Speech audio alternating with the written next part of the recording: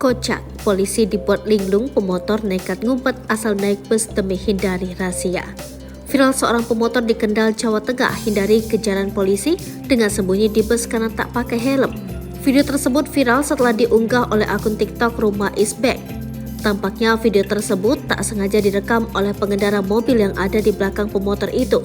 Dalam video itu, tampak kendaraan berhenti di persimpangan karena lampu traffic light merah menyala. Dua pemuda tampak berboncengan juga ikut berhenti. Pemuda yang membonceng terlihat tak mengenakan helm. Seorang polisi dari sisi kanan tampak berjalan cepat karena melihat seorang pria yang membonceng tak mengenakan helm. Kebetulan di samping pemotor itu ada sebuah bus.